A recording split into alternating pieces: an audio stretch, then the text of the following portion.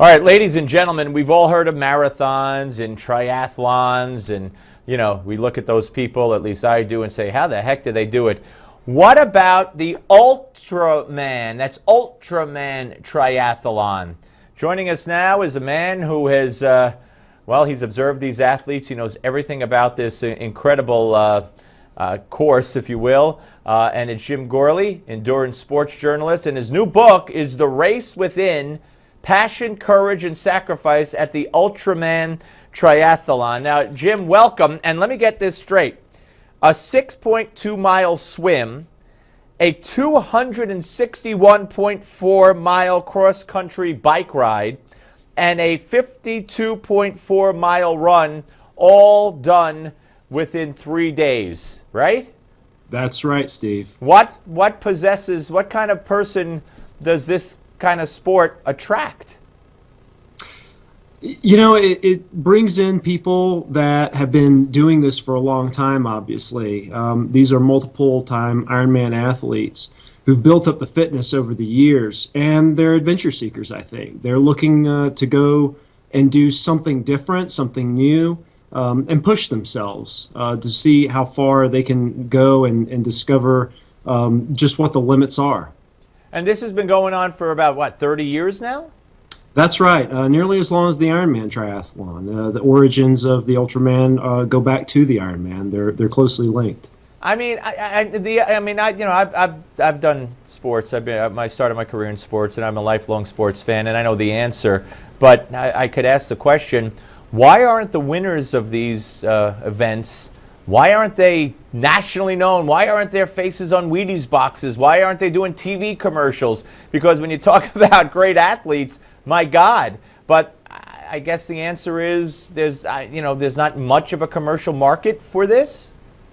Well, it's an interesting question because I think if you asked any great athlete like Joe Montana or Michael Jordan, if you took away all the fame, the fortune, and everything that they gained through their sporting careers and asked them, would you still do it if there was none of that? I think honestly that they would. And I learned that from the Ultraman athletes.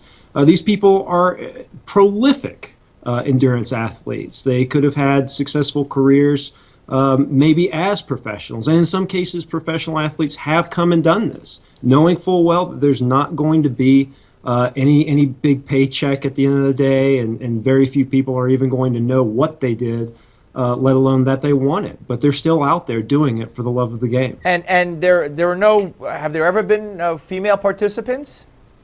Yeah, there's about 5 to 10 women who compete in the race every year. And in some cases, such as professional Ironman athlete Hillary Biscay, who won the 2013 race for the women, she was the first person to complete the swim, male or female.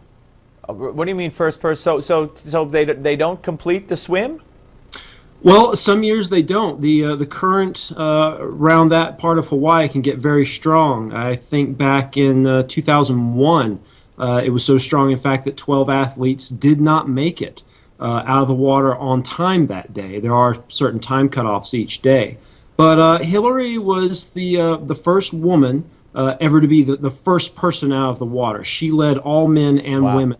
All right, and I note that, not to interrupt, the race director is a female. Yes. Which I find very interesting. Yeah, and this is a little-known fact, I think, about Ironman as well, that during its formative years between 1980 and 1990, when it was gaining quite a bit of fame on ABC's Wild World of Sports, it was run by a woman, Valerie Silk, and Jane Bacchus has run the Ultraman for the last 20 years. And it's usually about, 40 athletes or so, or is that a hard number or an approximate number every year?